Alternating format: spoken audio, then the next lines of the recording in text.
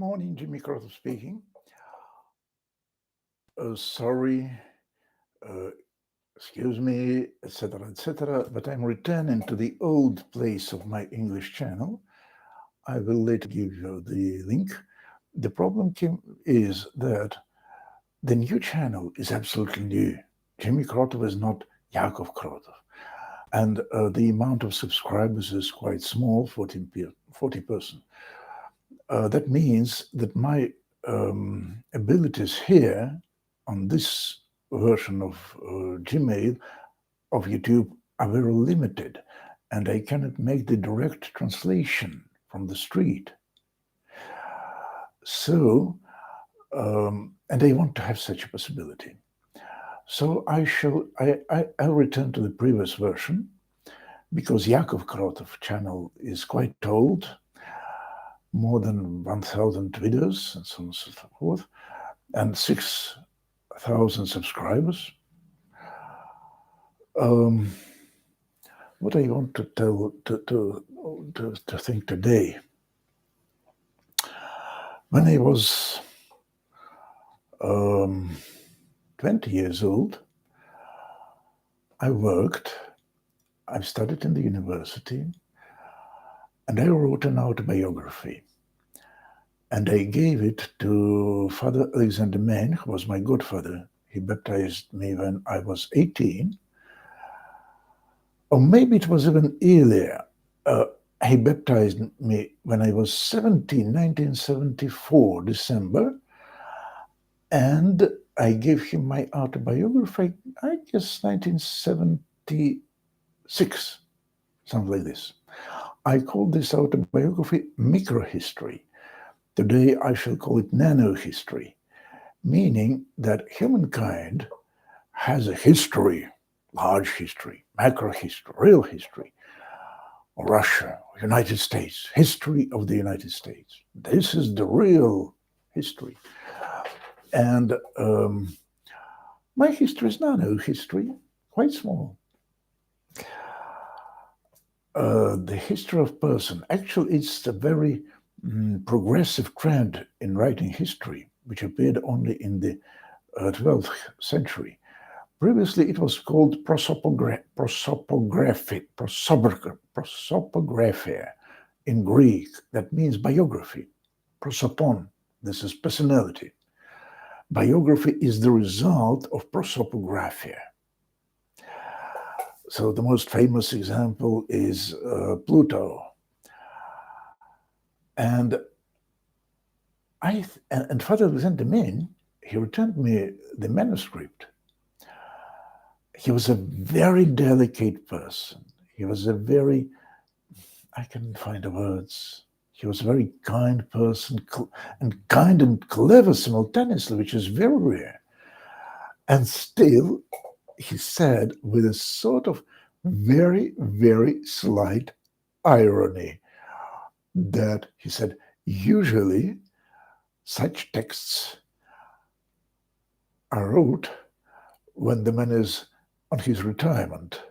So first 64 and then autobiography. Now I am 65 and I want to say that I was right in that situation. One of my friends, or better to say bosses, when I worked in the archive, I had a boss, lady, very charming lady. I think she was 45 or something like this. She was young. And someday she said, people must go on retirement when they are 20 and use it. And when they are 40, they must return to work. She dreamed about the retirement freedom and so on and so forth. The same with autobiographies. You must write your autobiography as early as you can. 10 years, great. 15 years, good.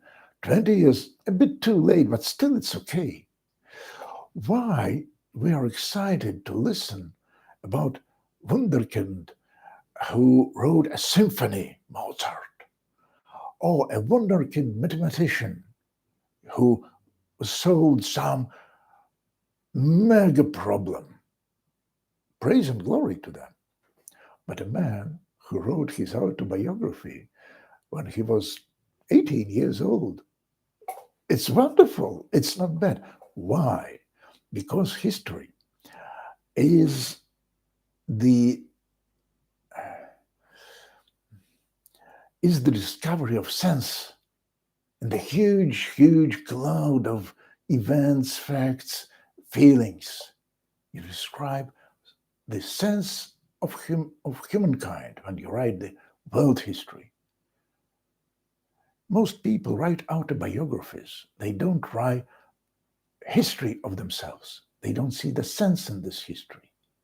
Because because my life, as anyone's other life, goes in the circle from nothing to nothing. But that's not so. We are born from God, and that's not nothing. And we're going to God. So we're coming from Supreme Being and returning to it. It's not the circle, it's quite a way. Anyway, it's a good psychological exercise to write your own history. Logotherapy, let me call it so. I think it's widespread among psychotherapists. I don't know. I hope so.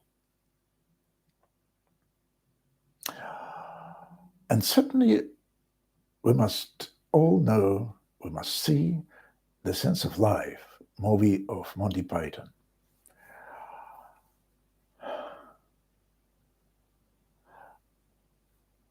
Why I say about write an autobiography when you're young?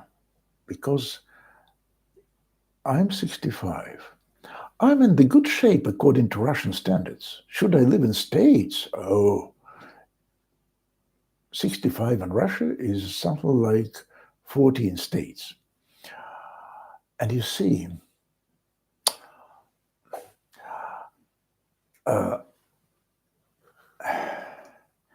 the air went away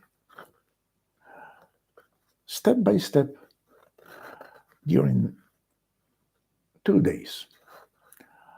This is 65. And what is most tragic, not tragic, drama, the air found his way out, but I cannot return it back because there is the rope. Only one way.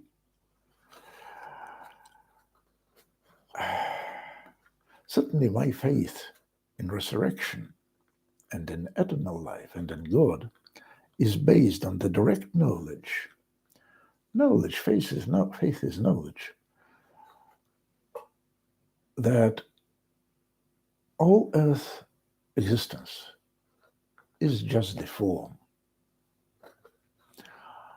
God gave me this air, and now this air goes away physically.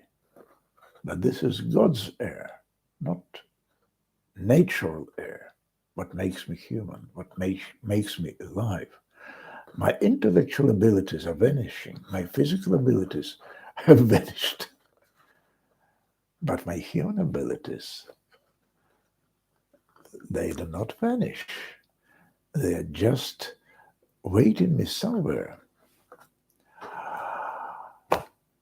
Jimmy Krotov, bye.